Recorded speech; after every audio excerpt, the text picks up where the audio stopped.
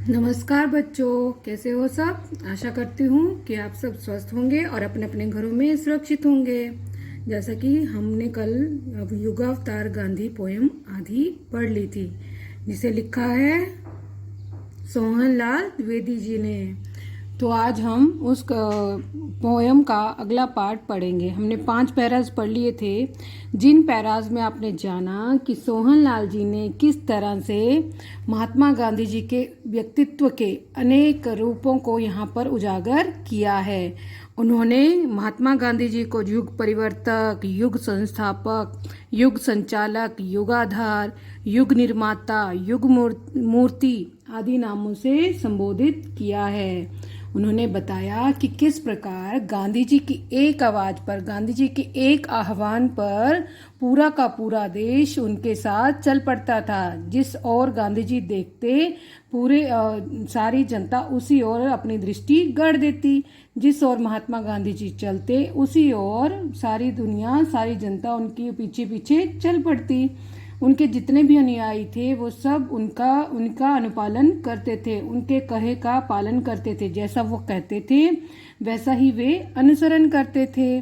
उनके पीछे पीछे जाते हुए वो अनेक पथों को पार करते हुए, जिस प्रकार महात्मा गांधी जी ने अपने जिस प्रकार के धर्म के नाम पर आडंबर रचे गए थे, उन सब आडंबरों को जब धरा ध्वस्त कर दिया, जो खंडहर उनका बना के रख दिया, उस खंडहर को जब उन्होंने पूरी तरह से गिरा दिया, तो सारी जनता उनके साथ साथ चल पड़ी। उन्होंने मानवता के पावन मंदिर का निर्माण किया और इस तरह गांधी जी निरंतर अपने सत्य, अहिंसा और प्रेम के मार्ग पर आगे बढ़ते चले गए और धीरे धीरे अपने इन नियमों और कायदों के बल पर ही उन्होंने हमें आज़ादी दिलाई थी।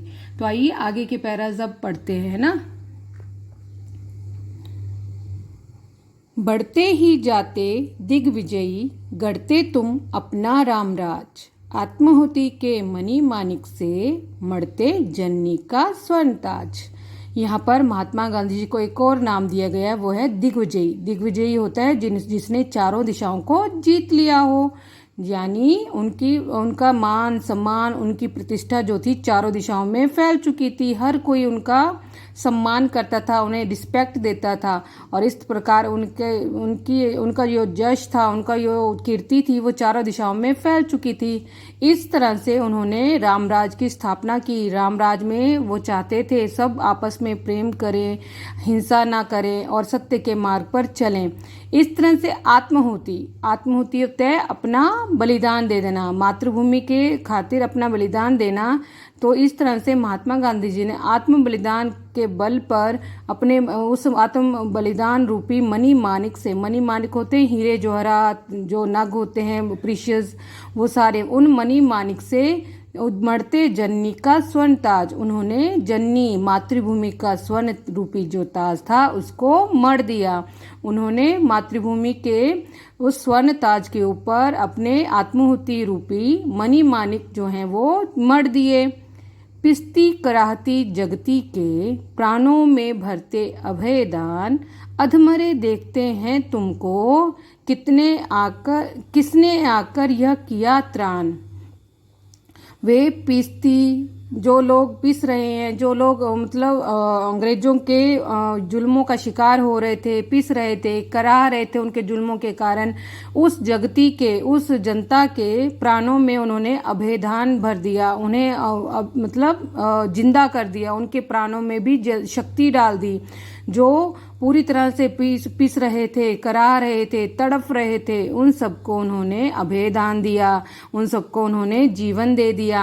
अधमरे देखते हैं तुमको, किसने आकर यह किया त्राण। जो अधमरे हो चुके थे, जो लगभग मरने ही वाले थे, वो सब बड़े अचरज भरे निगाहों से देखते हैं, ये कौन है जिसने हमारे जीवन में प्राण भर दिए, जिसने हमें जीवन का वरदान दिया है। अस्त्र शस्त्र कुंठित लुंठित, सेनाएं करती गृह प्रयाण, रणभेरी तेरी बजती है, उड़ता है तेरा ध्वज निशान।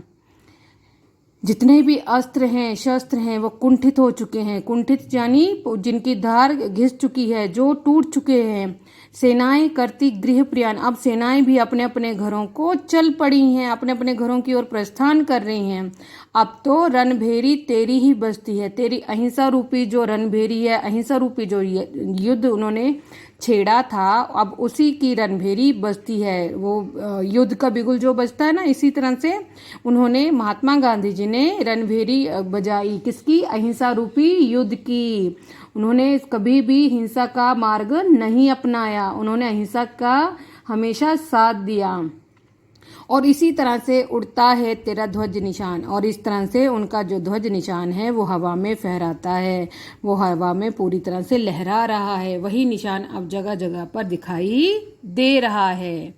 हे युग दृष्टा, हे युग सृष्टा, पढ़ते कैसा यह मोक्ष मंत्र।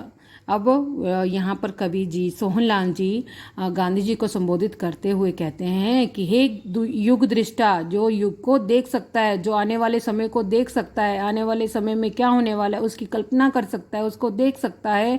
हे युग सृष्टा, हे युग का निर्माण वाले, एक नए समय का निर्माण करने वाले, पढ़ते कैसा यह मोक्ष मंत्र। तुम ये कैसा मोक्ष रूपी मंत्र पढ़ते हो, तुम ये कैसा मोक्ष रूपी मंत्र पढ़ते हो।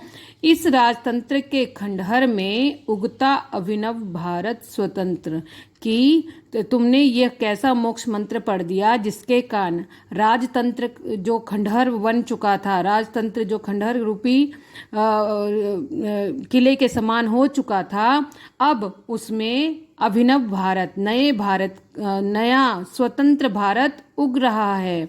अब उसमें नया अभिनव होता है, नया भारत स्वतंत्र, नया स्वतंत्र भारत अब उसमें उग रहा है। तो कवि यहाँ पर महात्मा गांधी जी को कहते हुए हैं कि हे युग दृष्टा, हे युग को देखने वाले, आने वाले समय को पहले से ही जान लेने वाले, आने वाले समय को पहले से ही देख लेने वाले, हे युग सृष्टा, हे युग के सृजन करने वाले, हे युग का निर्माण करने वाले, तुम यह कैसा मोक्ष मंत्र पढ़ते हो जिसके कारण ये राजतंत्र रूपी खंडहर जो है उसमें भी अब नए और स्वतंत्र भारत का स्वतंत्र भारत उग गया है। मानो यानी कि भारत अब स्वतंत्र हो चुका है। तुम्हारे इस मोक्ष मंत्र के कारण तुमने हमें मुक्ति दिलाई है। मोक्ष होता है मुक्ति मिलना ना। तुमने हमें अंग्रेजों की गुलामी से ऐसी मुक्ति दिलाई है कि अब नया और स्वतंत्र भारत उग चुका है। इसी तरह से सोहनलाल द्विवेदी जी ने महात्मा गांधी के प्रति अपना क्या बोलूँ इसे, अपने भाव प्रकट किए हैं, अपनी श्रद्धा प्रकट की है कि हम जो हैं वो तुम्हें युगों युगों तक याद रखेंगे, तुम्हारा नाम जो है युगों युगों तक लिए जाएगा। और आने वाले समय में जब भी इतिहास खंगाला जाएगा, जब भी इतिहास देखा जाएगा, तो तुम्हारा नाम उसमें स्वर्ण अक्षरों में ही पढ़ा जाएगा। मतलब भारत को स्वतंत्र करवाने में महात्मा गांधी जी का बहुत बड़ा योगदान है। उन्होंने अपने सत्य, अहिंसा और प्रेम के बल पर भारतवासियों को अंग्रेजों की दास्ता से मुक्ति दिलवाई। तो ये था हमारी पोयम युगावतार गांधी जी। आशा करती हूँ कि आपको समझ में आई होगी। अगर इसके रिलेटेड कोई भी आपको डाउट हो तो मैं उसको सॉल्व करने के लिए रेडी हूँ, आप उसे पूछ सकते हैं। तब अब मिलेंगे नेक्स्ट वीडियो में, तब तक के लिए बाय।